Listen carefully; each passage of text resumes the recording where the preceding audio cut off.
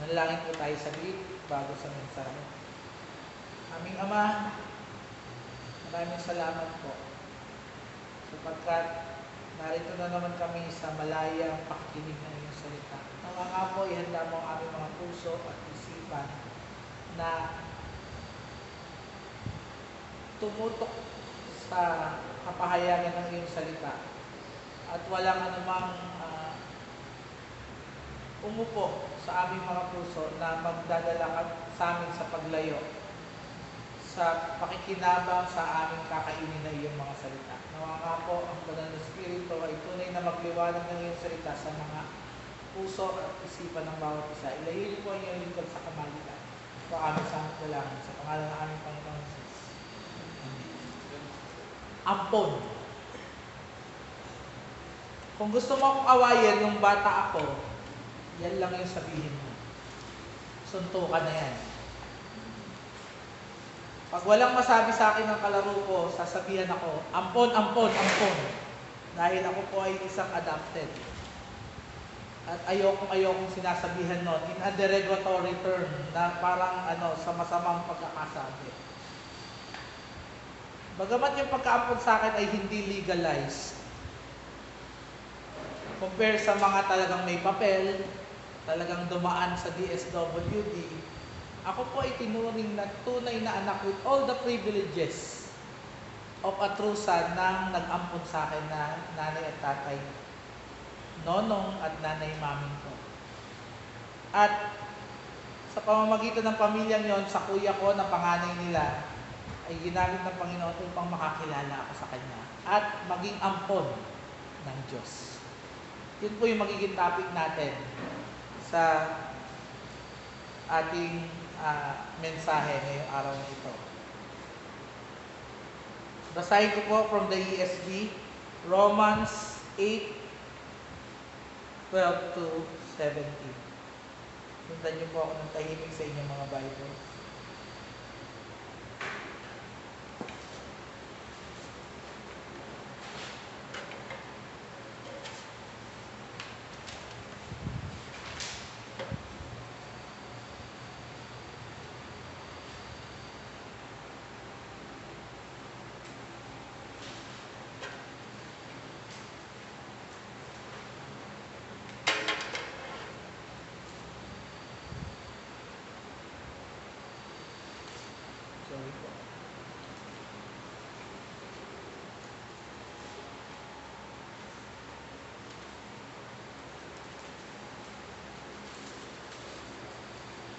Verse 12, ito po yung sinasabi. Kaya nga mga kapatid, mga may utang tayo, So then brothers, we are debtors, not to the flesh, to live according to the flesh. For if you live according to the flesh, you will die.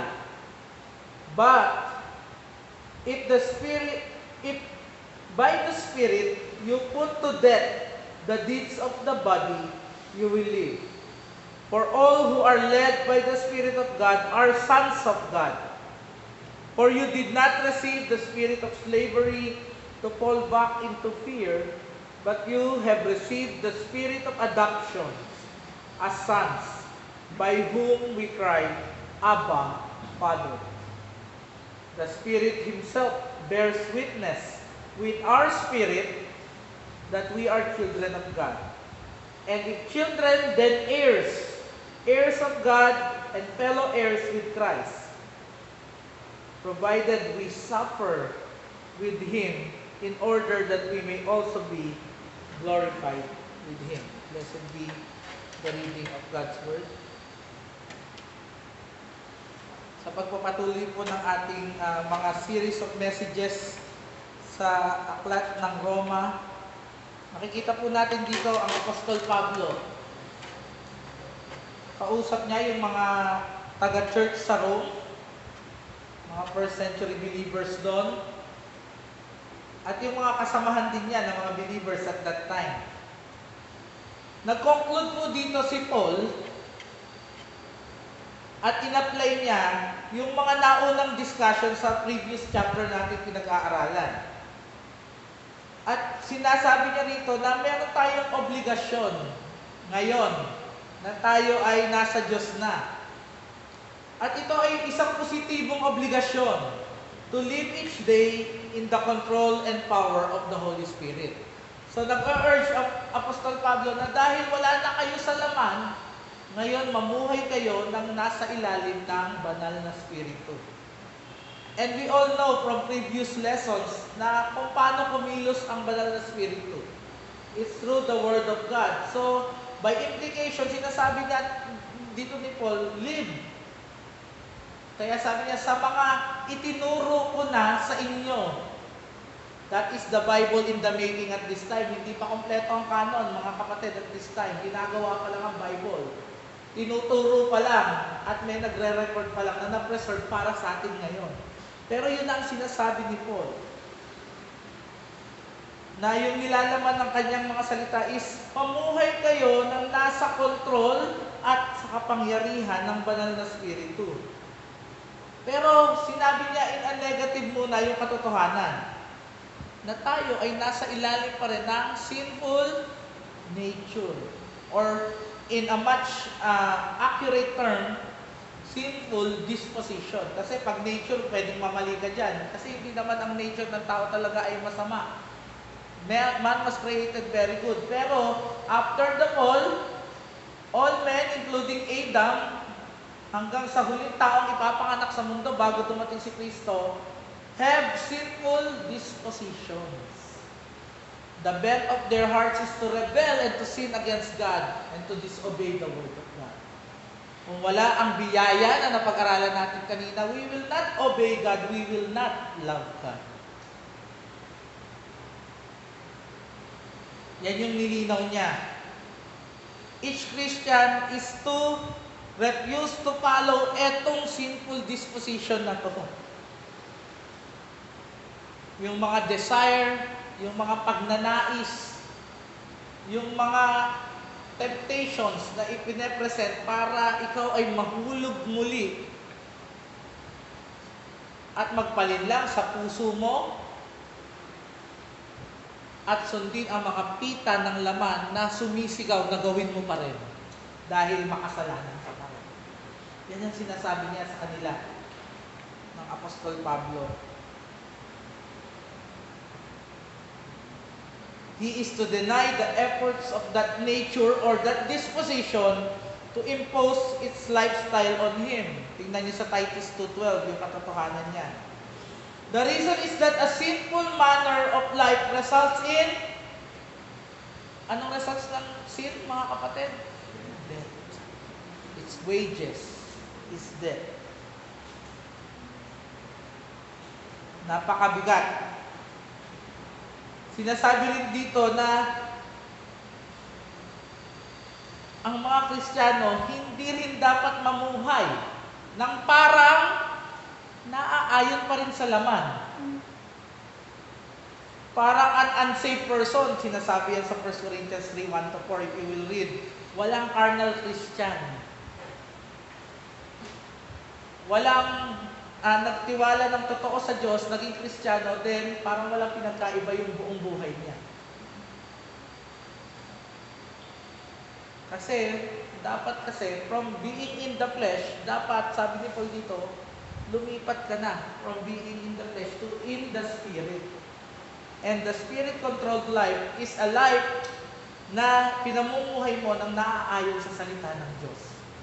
Ang mga sinasabi, ang mga iniisip at ginagawa mo ay meron ng guidance, meron ng pagliliwanag ng salita ng Diyos.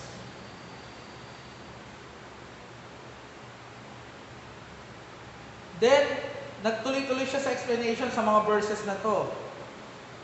Na sinabi niya, those who are led are being led, kasi mga buhay pa yung kausap niya, by the Spirit of God are, eto yung sinasabi niya, sons of God. And then nagtuloy-tuloy siya kasi sa pamamagitan ni Kristo, inampon na kayo ng Diyos. With all the privilege and the benefit, sabi ng Bible, na dala ng salvation nyo because of Christ. So yan yung sinabi niya, sabi nga ng Reformation Study Bible. Yung pamumuhay daw na sinasabi ni Paul dito, yung way of holiness is now further described as the leading of the Spirit. Tapos, nung ito'y in-internalize ko, leading of the Spirit, meaning, ang pamumuhay ng Kristiyano ay dapat biblical. Kasi napakaraming in quick application na dapat iwasan natin kabagsakan, nakaturuan na it seems good to your hearing, it seems good to do, nakakapagpasaya, nung kamasaya, pero hindi naman biblical.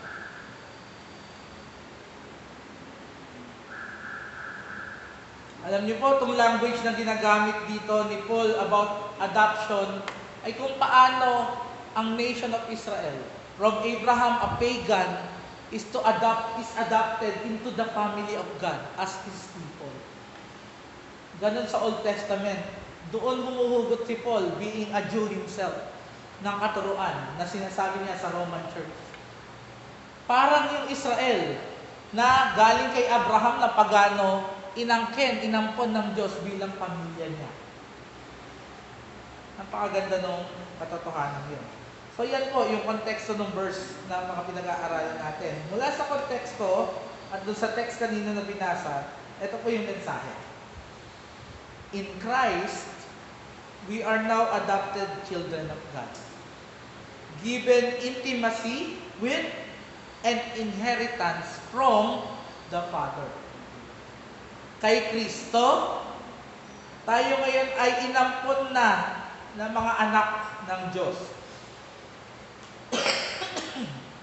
Binigyan ng malapit na relasyon, intimacy, at mana mula sa Ama. Dalawang statement from this message ang gusto kong iparating sa inyo. Una, in Christ we are now adopted children of God, given intimacy with the Father. I never grew up with the intimacy of my real father and my real mother. Ang real father ko, nakilala ko, 40 plus na ako. Ang real mother ko, 3 oras lang yata nagpakita sa buhay ko hanggang sa namatay na siya ng 2010. Hindi ko alam na namatay na pala.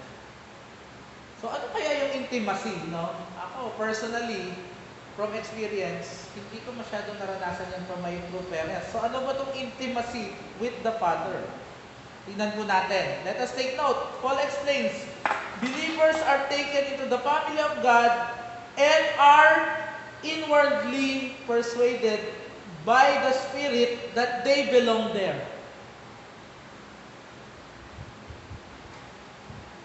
People are fighting every day para mabelong sila sa isang grupo, matanggap sila ng isang tao, magkaroon sila ng worth or belongingness, di ba? But here Paul is saying about believers, may pamilya ka ng bago. At ang Diyos ang iyong Ama, sa pamilya ka na ng Diyos. Sila na yung pinakamalapit, intimate relation mo. The family of God, dahil sa ginawa ni Kristo na pagliligtas sa iyo. Yun ang sinasabi niya sa kanila. At yun yung iyak na sinasabi dito, Abba, Father. Aramaic word ito. Ito yung language ni Christ, Aramaic. Abba. Siya lang yung may karapatan nun nung una. Pero dahil tayo ay niligtas ng Diyos sa pamamagitan niya, we can now call God Abba. This is a very sacred and solemn word to say about God. Tingnan mo Islam. Never nila tinawag si Allah na Father. And all other religions never talk about God as Father. Only the Christian religion. Christianity calls God Father for those who believe. Tingnan niyo yan sa Mark 14:36. Ito raw yung makikita natin na vivid result o kitang-kita maliwanag na maliwanag, parang buhay na resulta ng pakikipag-isa natin kay Kristo. Sabi niya dun sa mga Romans, ito yung resulta ng pakikipagkaisa natin kay Kristo. Ito daw pagtawag ng Abba, Father, ay expression of an assured awareness of sonship or being a child of a parent. Wala to sa legal system ng Old Testament. God is a judge. Malinaw na malinaw yan. Siya ang hukom. Kaya nga sinabi, saan ba kinuha ni Paul to take note itong kaisipan ito? Sa ng Romans, on how children from other races, mga kinapture, inaampon nila into becoming Roman citizens. Kasi inaampon ng isang Roman parent. Doon niya kinuha sa Roman law. And then, in-apply niya in theological terms tungkol sa relasyon ng tao sa Diyos. May karapatan, di ba, Sunday school? May mga dapat sundin bilang sa mga believer, anak. May dapat sundin sa unbeliever bilang judge. At pag hindi mo sunod, isang sablay lang. Bago ka palang ipinanganak, actually, sablay na. Nandun na yung guilt ng original sin, tapon ka na sa impyerno. Pero sinabi niya rito, yung fatherhood based on Roman law ay ibinigay sa inyo mga taga-Roman church dahil kay Kristo. At ano yung patunay? Ano yung witness? Ano yung saksi? Sabi ni Paul, the Holy Spirit indwelling in you, deposited in you upon your conversion. Kaya sabi sa Galatians 4:6, nakakakry ka na ng Abba, Father. Ama na yung tawag mo sa Kanya. Hindi using the Lord's name in vain lang na Ama namin. Hindi naman talaga nila Ama ang Diyos kasi hindi naman talaga sila ligtas. This is a very dear, solemn, sacred term na pwedeng itawag ng Christian sa Ama, sa Diyos Ama. Sinasabi rin niya dito, sabi ng Bible Knowledge Commentary, in contrast with the control of sin which enslaves the point of view, believers have received the spirit of sonship, kaya hindi na yung sin ang nagko-control sa kanila. Hindi na sila enslaved sa sin. Di ba, previous chapters, doon kinuha ni Paul to eh. Sinasabi niya kasi sa kanila, slave na kayo ng righteousness. Hindi na kayo slaves to sin. Hindi na kayo slaves of the law. Dahil tinupad na ni Kristo yung law, at yung resulta niya na eternal death as penalty, sinagot na ni Kristo. You are now in the Spirit. Napakaganda ng sinasabi ni Paul dito. Sabi niya sa verse 7, believers are adopted sons, not slaves. Ang ganda, so they need not be enslaved to sin and fear. Yan, sa Galatians, makikita niyo yan. Galatians 4, halos na buong chapter. At alam niyo po ba, when you talk about sonship, pagiging anak sa New Testament, ang dami niyang privileges mula sa kanyang mga magulang. At pag nag-ampon under the Roman law, lahat ng privilege ng tunay na anak, meron din yung ampon. Actually, yun yung ina-adapt sa atin dito sa Pilipinas, right? Merong pinsan sila adopted, pero lahat ng rights ng pamilya na mabe-benefit sila, inheritances, etc., nakakatanggap yung mga inampon ng tita niya.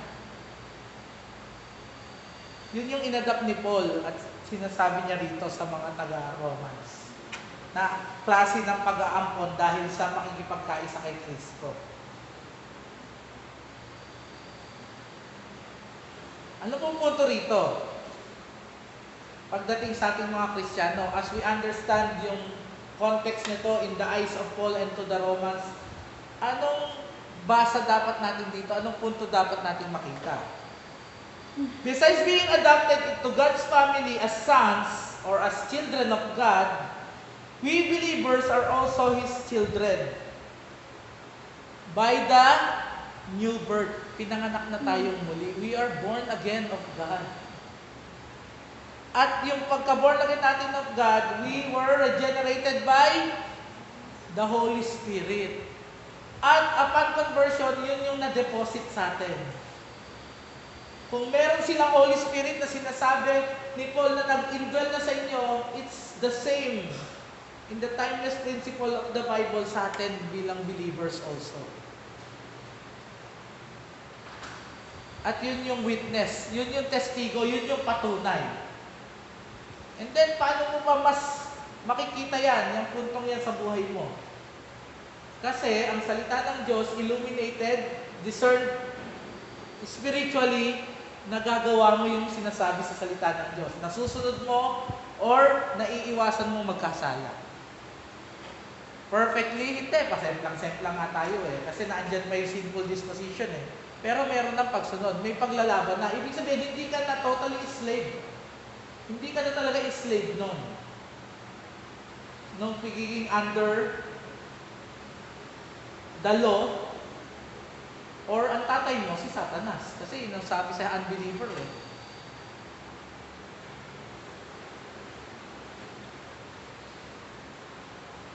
Ganito yan, to illustrate. Di ba ang dami ritong uwak? Nung pinanganak ang uwak, itim na yan. From the egg, lumabas siya itim na itim. Hanggang mamatay ang uwak, itim na itim yan. Kaya yung imposibleng kasabihan, pag may gustong ipagawa sa'yo na wala kang planong gawin, okay, gagawin ko yan pag puti ng uwak. Kasi imposible yun. Ganun po yung picture ng isang makasalanan na walang biyaya na dumating sa kanya ng kaligtasan. Maliit siya, makasalanan na siya, itim na itim siya sa kasalanan niya, palaki ng palaki, paitim ng paitim, hanggang sa magpatong-patong at kasalanan niya, at mamatay na siya, kagaya ng sinasabi sa Psalm 73 kanina. Nagmulat na lang siya, kapahamakan sa impyerno na, hindi na, wala nang bawi, wala nang bangon. So yun po yung katotohanan sa atin. Dati, buti na lang, sa biyaya ng Diyos, binago na ngayon. Nagkaroon ng miracle. Mamaya yun, sa second point, pumuti yung uwak. By the grace of God. So, paano natin i-apply po? Meron tayong obligasyon bilang tinatawag na anak ng Diyos. Na namumuhay sa Espiritu. Na hindi na slaves ng law at ng kasalanan.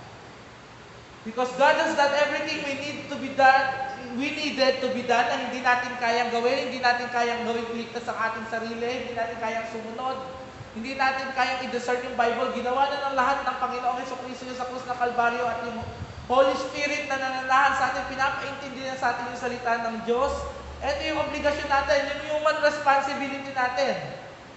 Because of all that Christ has done and going to do for us, we are obligated to live in the power and control of the Holy Spirit.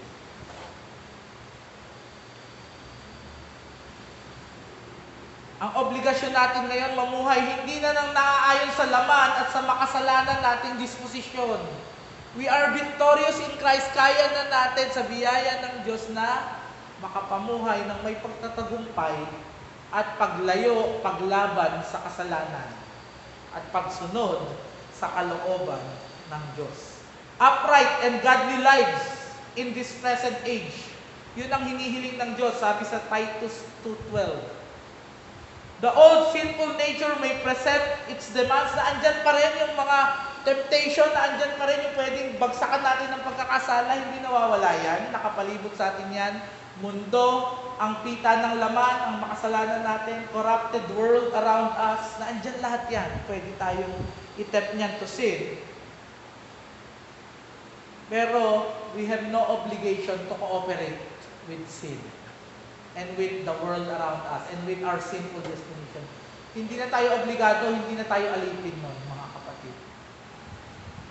Let us apply that truth. And pray, Lord, help me apply the truth of this matter. Na ako, ngayon, ay meron ng Ama, anak mo na ako, I have the Holy Spirit deposited, and I can now live as you intended me to live as your son. Because you are holy, I should be holy. Because sin cannot be found in you, sin must not be found in me. And we are enabled because of Christ and the Holy Spirit na resulta ng ating pagkaligtas.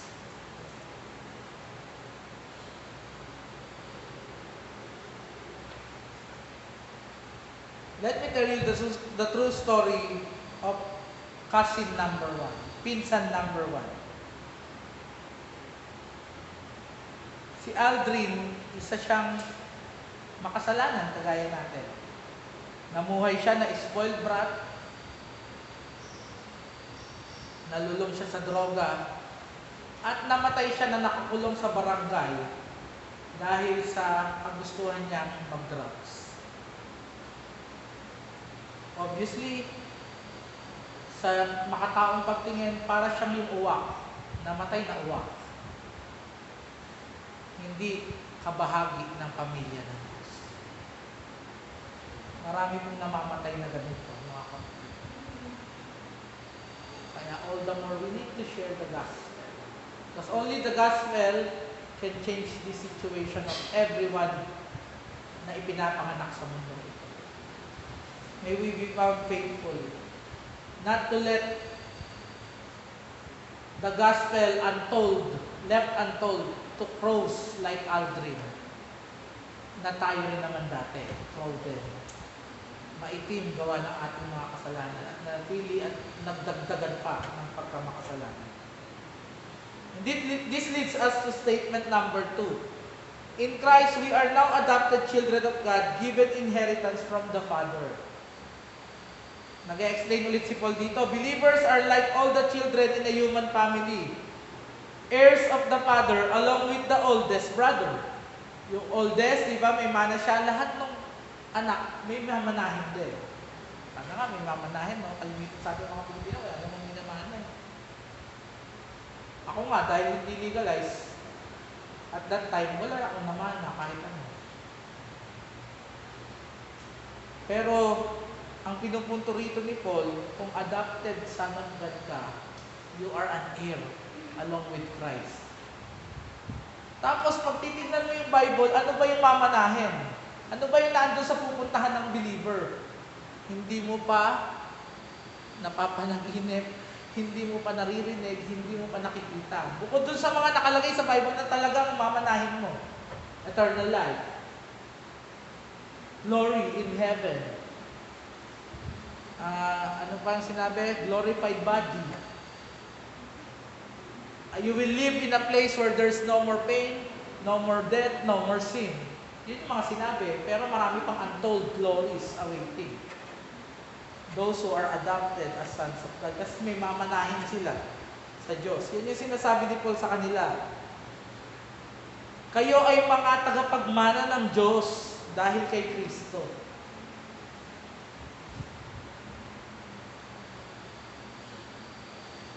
Pero, ang malupit yung last verse. Before you get all this, you will suffer likewise. And our whole lives, maybe, ang buong buhay natin, wala na lang katapusan ng suffering. At yun yung buong buhay nung ni Lazarus and the rich man, di ba? Buong buhay siyang nag-suffer. Pero mananampalataya siya kasi nasa bosom siya ni Abraham. Likewise sa atin, mga kapatid. To make a point.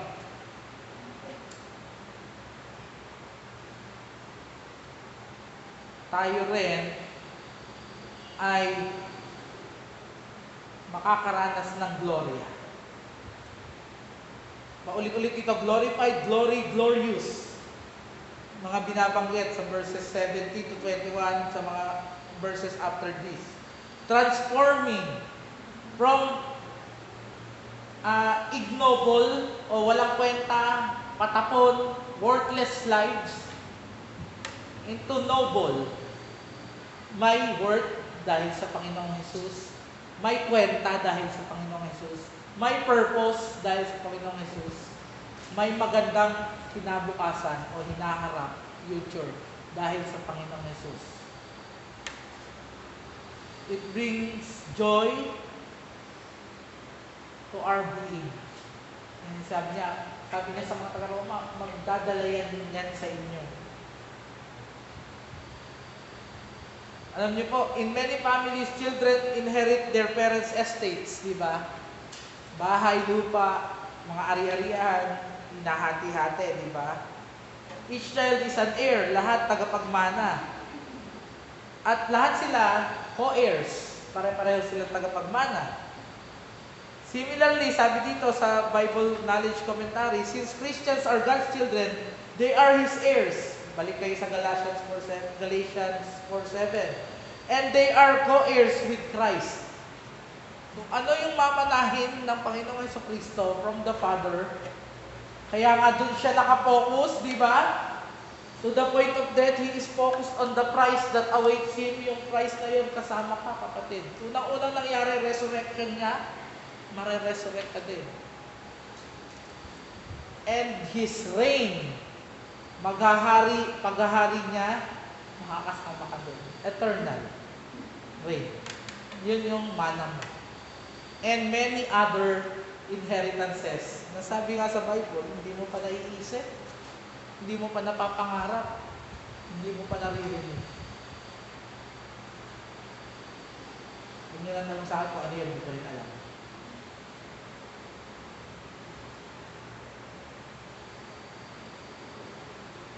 Then, malinaw sa Ephesians 1-3, talking about believers, si Paul dito, they are recipients of all spiritual blessings. Salvation, victory from sin, freedom from sin, doing the will of God, obeying God, hope, faith, love, self-control, the fruit of the Holy Spirit as a result of that being given the right to be called sons of God.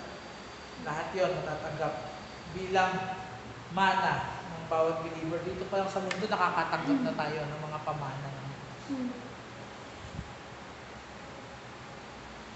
Pero yun nga lang, sabi, sharing with Jesus Christ, however, involves more than anticipating the glories of heaven. For Jesus Christ, it involves suffering and abuse and death on the cross. Kaya sabi sa mga Kristiyano, bear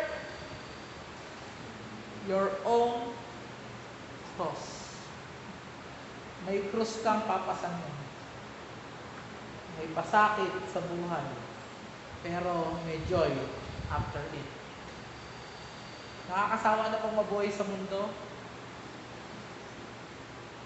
Buti na lang hindi nagsawa si Kristo bago pa siya ipako sa krus. Kung hindi tayo nakakatayo sa harapan ng Diyos bilang anak. Tatayo tayo bilang mga hahatulan ng walang hanggang kamatayan. Tinapos niya to the point of death on the cross. Ang kanyang krus, ang kanyang kalbaryo. Yun yung sinasabi ni Paul dito sa mga taga-Romans. And in the timeless principle, sinasabi din sa atin as believers. Yung uwa kanina, pag pumuti, anong tawag doon? Himala. That's what happens to all crows before God, to all sinners like you and me, nung tayo naligtas. All our sins are taken away and we become white as snow. Pag puti ng uwak, pumuti yung uwak na kagaya natin. Sa biyaya ng Diyos. Hindi natin kakayanan dahil imposible yun, pero walang imposible sa Diyos. At yun ang kanyang ginawa. May kakilala pa ba kayong uwak? Marami, di ba? Let us share the gospel to them. Let us share the truth that Christ, God the Father, all glorious, holy, righteous, omnipotent, all-powerful, majestic God sent His equally powerful, majestic, holy Son to die a sinner's death so that those whom God chose to save will be saved. How? By repenting of their sins and by putting their faith in Christ as Lord and Savior. All by the grace of God alone. That's the gospel. Telling to them, anak ka ng Diyos. Kung na kay Kristo ka. Makasalanan ka, nasa ilalim ka ng paghatol ng hukom, pero may pangako si Kristo, ang nasa Kanya ay tatawaging anak ng Diyos. At ang paraan para mapasa Kanya, magsisikat mananampalataya. Dahil si Kristo ay namatay para sa iyong kagaya ng makasalanan. Then we can freely share the gospel. Paano natin i-apply? We who are co-heirs must be prepared. Handa ka dapat. Tamo yung 10 birhen, hindi handa yung iba. Hindi nakapasok doon sa pinto. Napatunayan pala sa katapusan, hindi totoong believers. Kasi doon, saan sila tinapon? Doon sa gnashing of teeth, which, kung titignan nyo sa buong Bible, pertains to hell. Yung isang lugar na nagngangalit ng ngipin.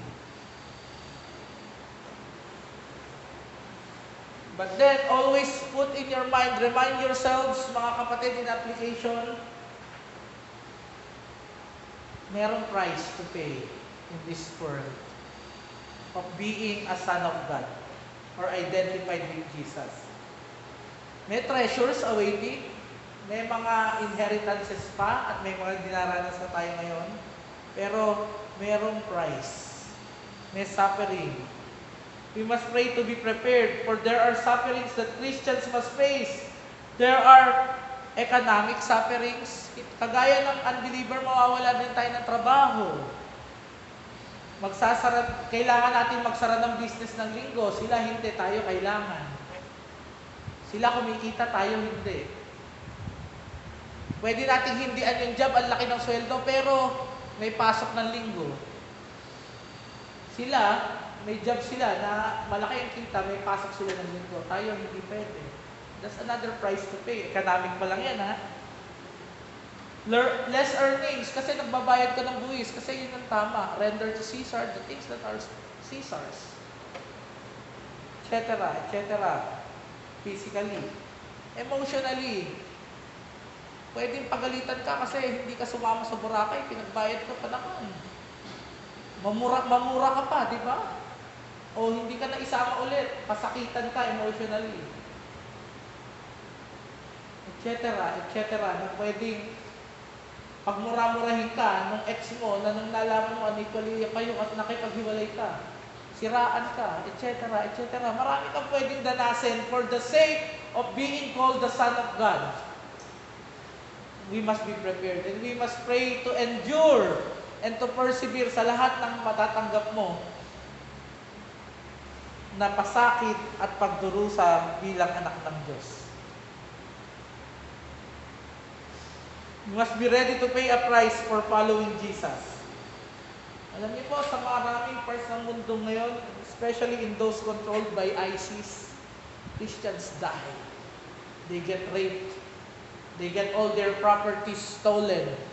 They get beaten. They get tortured. They are killed in many ingenious ways. Iba't ibang kaparaanan. Pero it won't compare. All these light momentary troubles, sabi ni Paul din, na author na itong Romans, cannot compare to the glories that lie ahead para sa mga believers. Doon tayo po-focus. Mga kapatid, huwag tayo po-focus sa mundong ito. Huwag tayong kahit isang beses pumocus. Once we lose focus and focus on horizontal things and not vertically sa Panginoong Jesus, sa Panginoong Diyos, sa Kanyang salita, we will lose faith. We will lack faith. We will grow cold. We will go indifferent to the Word of God. We will forsake Christ. We will lose the peace and the joy of our salvation. Let it be a clear warning. The second cousin number 2, pangalan niya Alan. True story. cousin ni Aldrin. Parehong lumaki kasama ni Aldrin, magpinsang buo. Mas matindi pang drug addict, mas matindi pang parang kriminal na. Kasi nakita ko minsan, nasa karsada, may tricycle, na dumadaan, humarang siya sa tricycle. In-extortion ng tricycle and drugs. Ganun ang ginagawa niya sa kada tricycle. At ang sakit-sakit ng ulo ng tatay niya sa dami ng kasong kinasangkutan niya, nakulong, nakikipag-away, wife beater, hiniwalay niya yung asawa, but then pumuti yung uwak. Kilala siya sa Panginoon sa Kristo. Binalikan siya ng asawa niya, naging believer din yung asawa niya.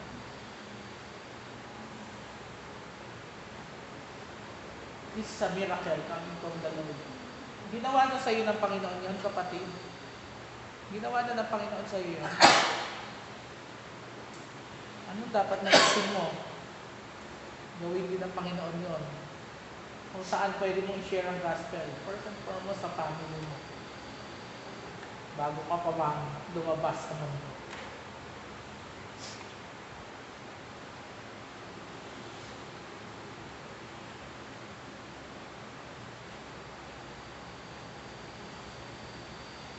Alam nyo, meron pang isa.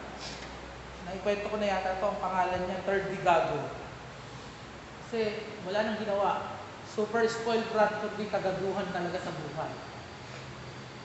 But then, nakita ko na nga lang, isang araw, ba't ganito mga post nito? Naging believer pala. Binalikan din ng asawa, yung asawa naging believer din. Praise God. Dahil sa miracle of salvation that can change lives. And now, I can call him co-heirs with Christ. Pagtatapos po, as adopted children ng ating Diyos through Christ, inalis na po tayo sa dati nating kalagayan. Bago na po yung relasyon natin. Not a slave to sin anymore, not a convict facing a judge, but we are now in relationship with a Father. And we are in a relationship with a brother who is also our Lord. Lahat po ng utang natin na hindi natin kayang bayaran, hopeless and helpless tayo na bayaran ng mga kasalanan, at ang penalty nun, it's wiped away, clean, past, present, future by the Lord Jesus Christ. Don't play God. Pag nagkasala ka, parang daing mo pa ang Diyos at hindi ka humihingi ng tawad sa Kanya. Don't play God na pag may nagkasala sa'yo, hindi kita patatawarin. God has paid for it. Jesus has paid for it all. Our debts are canceled and we are now having a new life. Kaya nga, new creation ang tawag sa atin. As adopted children of God, the Father, we believers are freed from our debt of sin and receive the rights, privileges, and the responsibilities of God's own children. Yes, may karapatan, may privileges, pero mga kapatid, kaya nga pinag-aaralan natin yung law of God kasi may responsibilidad tayo. At yung responsibilidad, yung paggampan natin doon ay pagpapakita hindi lang ng pagsunod, kung hindi pagmamahal sa Ama na nagligtas natin sa pamamagitan ng Kanyang kaisa-isa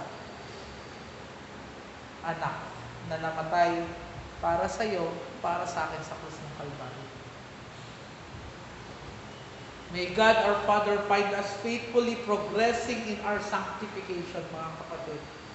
As His sons and daughters through Christ our Savior and Lord, by the enablement of the indwelling Spirit, sa pamamagitan ng pagkilos ng may kapangyarihan at pagpapaliwanag ng salita ng Diyos na nagdudulot ng paglapat na nagbibigay luwalhati ng Diyos sa ating mga buhay. May God find us faithful sa mga bagay na ito na ating napakinggan. Manalangin po tayo. Maraming salamat sa katotohanan, Panginoon. And that now we have an intimate relationship with you because of Christ. And now we are heirs with you. Heirs both in doing our responsibility through the help of the Holy Spirit who regenerated us, causing us to be saved also. And through the Holy Spirit who will illumine the Word of God for us to act, to speak, to think like children of God. Holy, acceptable sacrifices to you. Thank you, Lord. Be with us in the application of this in Christ's name. Amen.